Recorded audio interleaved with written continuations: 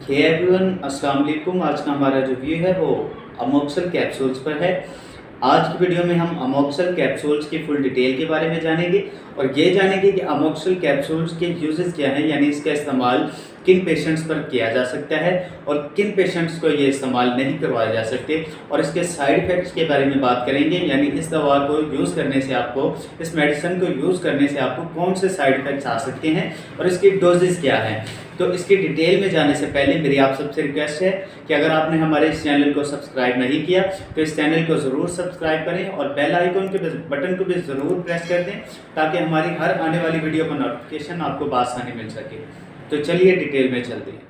तो आइए इस मेडिसिन अमोक्सल कैप्सूल्स की डिटेल में बात करते हैं। तो अगर इसकी डिटेल जाने तो इसकी फार्मूलेशन अमोक्सिसिलिन है, जो GSK फार्मास्यूटिकल्स कंपनी की एक मेडिसिन है।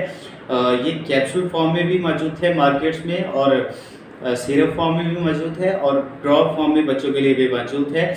इसके अलावा जो इसकी कैप्सूल फॉर्म की पोटेंसी है वो 250 mg है और 500 mg है, और उसके अलावा जो सिरप फॉर्म में इसकी पोटेंसी है वो 1 to 5 mg और 250 mg में इसकी पोटेंसी मौजूद है। इसके अलावा ड्रॉप फॉर्म में इसकी पोटेंसी जो है वो 1 to 5 mg है। तो आइए इस मेडिसिन अमोक्सिसिलिन के यूजेस की बात करते हैं। तो अगर हम इसके यूजेस जानें तो ये एक एंटीबायोटिक मेडिसिन है जिसका ताल्लुक पेनिसिलिन ग्रुप से है, यानी ये पेनिसिलिन ग्रुप की एक मेडिसिन है। इस मेडिसिन का दायराकार बहुत से बैक्टीरिया पर वसी है, यानी बहुत से बैक्टीरिया को किल करने में अपना अहम किरदार अदा करती है।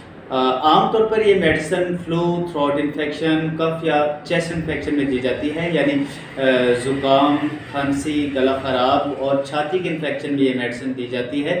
इसके अलावा बुखार में किसी और दवा की कम्बिनेशन के साथ ये मेडिसिन यूज़ करवाई जाती है।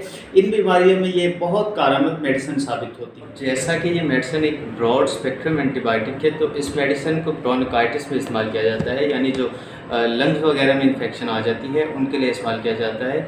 उसके अलावा इस मेडिसिन को डेंटल इन्फेक्शन में इस्तेमाल किया जाता है, यानी जो दांत में सूजन वगैरह आ जाती है या इन्फेक्शन आ जाती है उसमें इस्तेमाल करवाया जाता है। उसके अलावा इस मेडिसिन को गायनाकोलॉजिकल इन्फेक्शन में इस्तेमाल करवाया जाता है, यानी जो फीमेल गायनाकोलॉजिकल इन्फेक्शन होती है उसमें इस्तेमाल करवाया जाता है। और एच पाइलोरी के इन्फेक्शन में इस्तेमाल कराया जाता है। एच पाइलोरी एक ऐसी इन्फेक्शन है जो आपके मैदा में ज़ख्म कर देती है, उसकी इन्फेक्शन के लिए इस्तेमाल करवाया जाता है।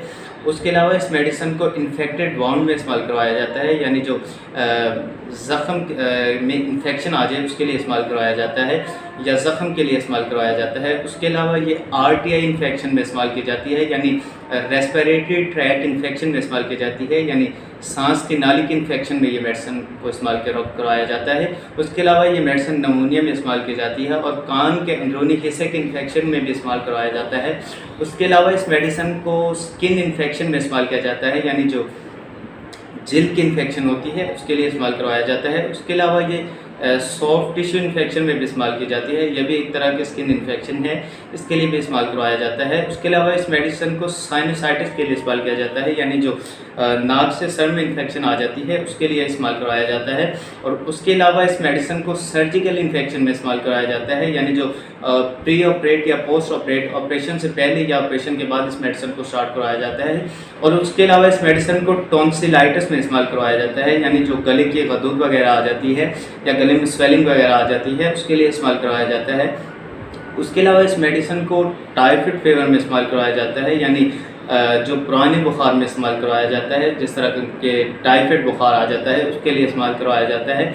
उसके अलावा इस मेडिसिन को UTI इन्फेक्शन में इस्तेमाल करवाया जाता है, यानी यूरिनरी ट्रैक इन्फेक्शन में इस्तेमाल करवाया जाता है। बात करते हैं कि कौन लोग इस मेडिसिन को यूज़ नहीं कर सकते। तो किडनी और लिवर डिजीज़ के पेशेंट इस मेडिसिन को यूज़ नहीं कर सकते, यानी गुर्दे और जिगर के पेशेंट इस मेडिसिन को यूज़ नहीं कर सकते। और जो लोग पेनिसिलिन ग्रुप से, जिन लोगों को पेनिसिलिन ग्रुप की मेडिसिन खाने से साइड इफ़ेक्ट्स आते हैं वो इस दवा को यूज़ नहीं कर सकते। बात करते हैं इस मेडिसिन अमोक्सिसिलिन को खाने से कौन से साइड इफ़ेक्ट्स आ सकते हैं।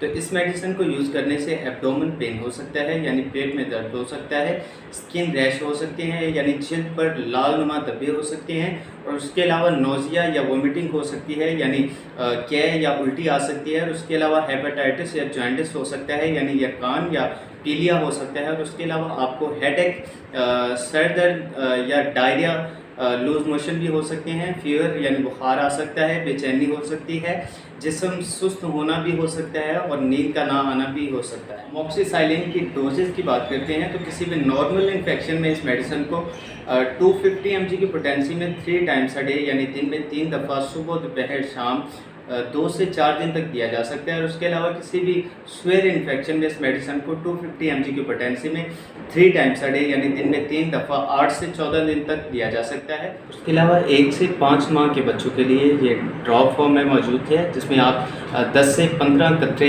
3 टाइम्स अ डे जो है वो दिन में 3 मरतबा दे सकते हैं। उसके अलावा ये सिरप फॉर्म में 1 to 5 mg की पोटेंसी में मौजूद है, जिसमें आप 6 माह से 2 साल के बच्चे को 3 टाइम्स अ डे यानी दिन में 3 मरतबा 1 टीस्पून दे सकते हैं। और उसके अलावा 2 से 8 साल के बच्चों के लिए 250 mg की पोटेंसी में ये सिरप दिया जाता है, जिसे आप 3 टाइम्स अ डे यानी दिन में 3 मरतबा 1 स्पून जो है 1 चम्मच दे सकते हैं। तो अगर आपको हमारी आज की ये इन्फॉर्मेशन अच्छी लगी तो इस वीडियो को ज़रूर लाइक करें, कमेंट करें और अपने और भी दोस्तों के साथ शेयर करें। तो अगर आपने हमारे इस चैनल को सब्सक्राइब नहीं किया तो इस चैनल को ज़रूर सब्सक्राइब करें और बेल आइकन के बटन को भी ज़रूर प्रेस कर दें, ताकि हमारी हर आने वाली वीडियो का नोटिफिकेशन आपको बआसानी मिल सके। तो मिलते हैं अगली वीडियो में, तब तक के लिए अल्लाह हाफ़िज़।